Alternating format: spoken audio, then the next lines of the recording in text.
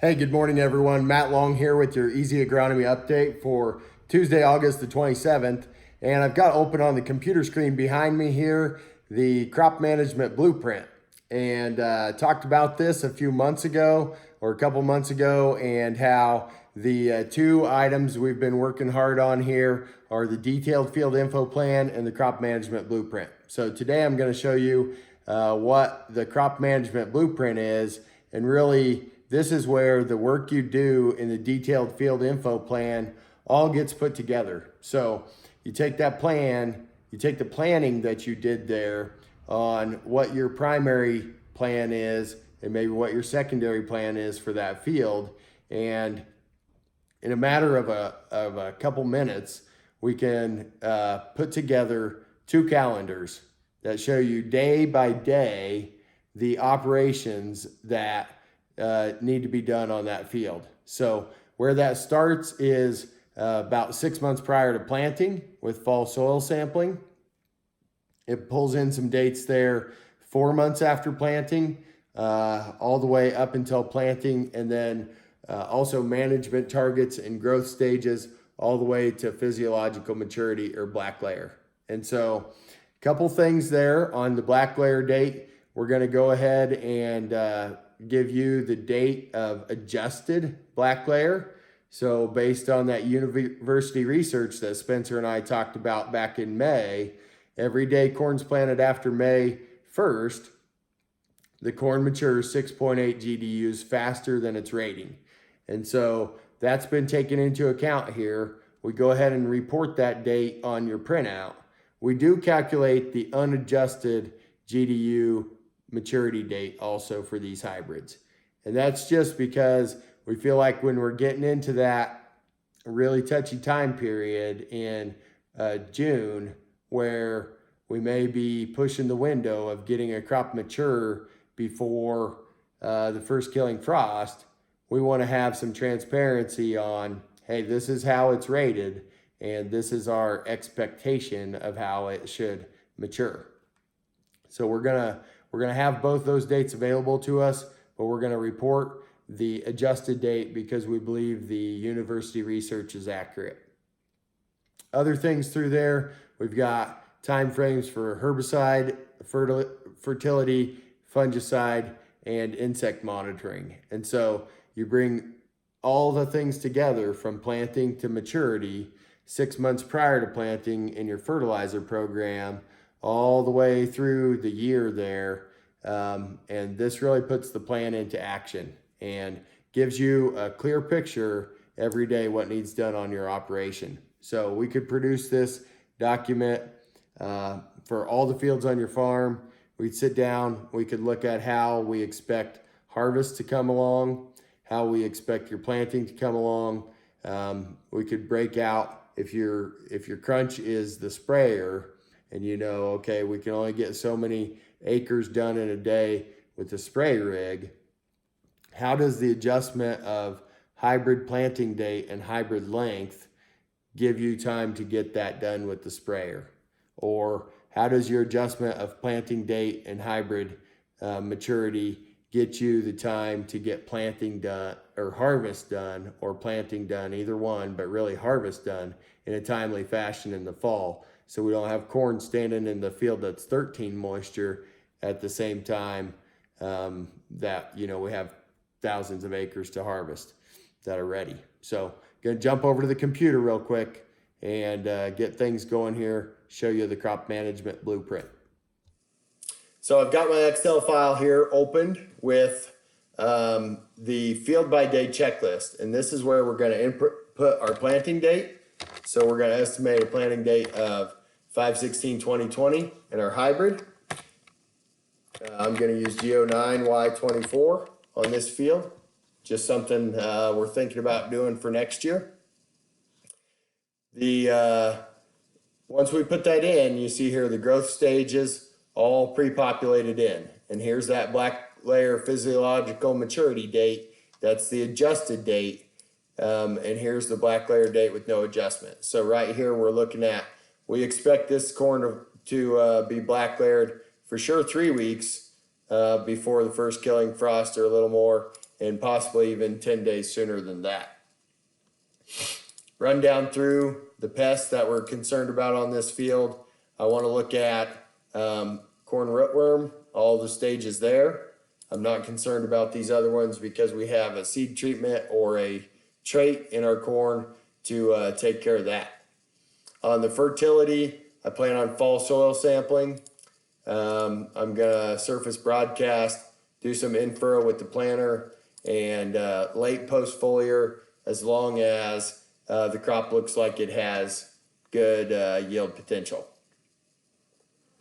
On herbicide here, this field's kind of got some kochia problems, so I'm planning this year to use Authority MTZ. We'll do that early pre with a long-term residual.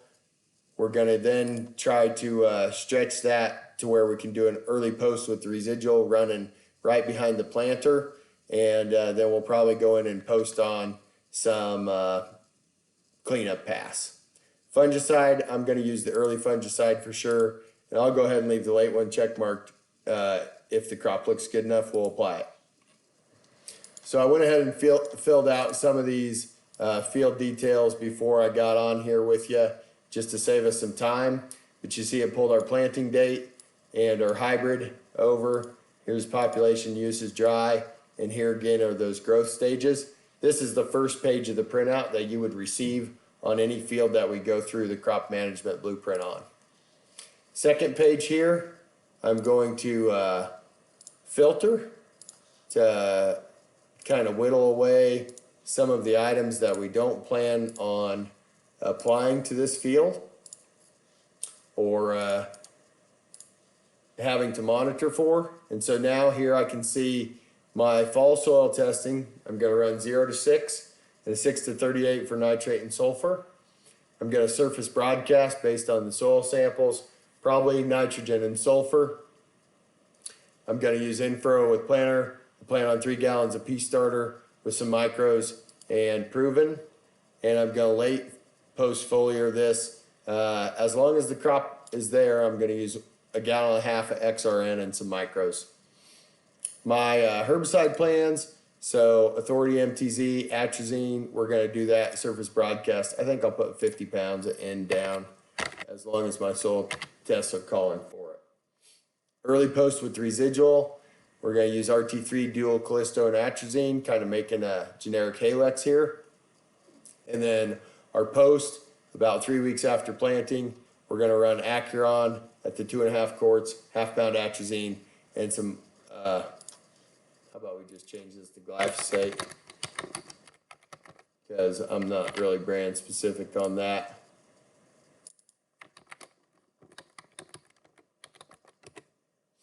Okay, if I do my fungicide based on the crop out there, I'll probably use 13.7 ounces of Trivapro both times. And this gives us some dates that we should be looking at scouting for corn rootworm adults. Starting here July the 4th, and we think this crop should silk around July the 25th, and so we're going to watch silk clipping there. So just watch those populations of adults as they grow and come out there. If they're going to damage those silks, we need to make sure and do some control there. So we might put in here plan 6.4 ounces of brigade if needed. So this is page 2 of the crop management blueprint. This is just the details that are needed for that field. We can go in here and we can adjust any of these. After our soil sampling is done, we could come in here in this and we could say, okay, now we know that we need to surface broadcast there in April some amount of nitrogen. So just gives us a date when we should maybe be thinking about starting that application. April 19th is about 30 days prior to when we're going to plant. So we don't want to broadcast nitrogen on too early, or we might end up with too much leaching or too much volatilization before we get that crop on. Probably this could be ran anytime up until that corn comes out of the ground. And so this is a beginning date. If we go look at the calendar, we're probably going to show an end date of planting for that surface broadcast application. So jump over to the third page of the crop management blueprint for this farm. I need to go make an adjustment real quick here. And what we have is we have day by day the plan for that field for the year and what's most important that we're doing on that day. And so I was talking about the start date for your surface broadcast application being April the 19th here. Come down here, May the 24th, which is actually the day after emergence, probably one day too late, is our end date. So between April the 19th and May the 24th, we need to make sure we have that surface broadcast application made. Over here on the calendar, there's some color coding to these different dates. The green ones correspond with the growth stages, kind of an orange or brown with fertility, red with herbicide, yellow with fungicide, and another lighter orange color there for pest monitoring. And so if we glance at this calendar, we see that, right here, 19th of June, there should be a herbicide application tied with that. And we get up here, and that is the last day that we are going to have our post application window. And that coincides just prior to the corn hitting V8. Typically, a lot of these herbicides are going to be labeled for V4 to V7 as being the most mature crop. And we want to get that on before V8 because V8 is a couple things going on there. We expect that we're going to have pretty good canopy by the time we reach V8. And if we don't have our post herbicide on, we're not going to get any of that to the soil. We're not going to get any of it onto the plants by then. So when you're done with the crop management blueprint, you take your detailed field info plan, we put that information into this checklist, and we get 3 pages. The basic information of the field, the breakdown with the details on each application that needs to be done to that field throughout the year, and then a calendar for when to put that into place. We're going along, and it's May the 30th, and we haven't got this field planted yet.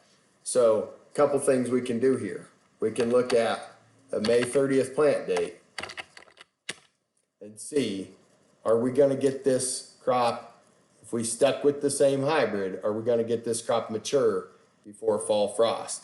What we see here is with the adjusted GDUs, physiological maturity should happen black layer between September 17th and September 20th. If we don't adjust that, that's going to be October 1st to October 4th. Both of those date ranges fall prior to the average frost in this area, which is about October the 15th. We come up here and we're going to plant this on May the 30th, and we decide, you know what, we're going to change hybrids because we need to get some harvest done prior to drilling wheat. We're going to change this field, and we're going to run G95D32. Now we see that that crop's going to be mature somewhere between September 7th and September 22nd. And this would still say this is an irrigated field. This is about 2 weeks prior to harvest, but it's going to give us time to get that off of there to get our wheat drilled in October. So when you change hybrid or planting date, it also goes through and changes the date of all of these applications. So if we jump over here to the monthly and yearly calendar, we see again we're going to start that post application on June the 19th, but now we have till June 29th to get it done. And the reason for that is because over here it's using the dates from V4 to V8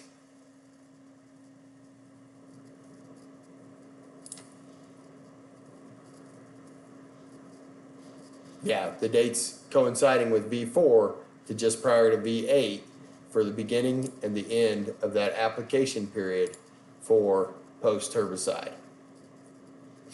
All of these things, all of the dates calculate automatically in there, and that's how you can build out that full farm plan of, okay, if we plant these fields in this order with these maturities, what do we expect to see at harvest?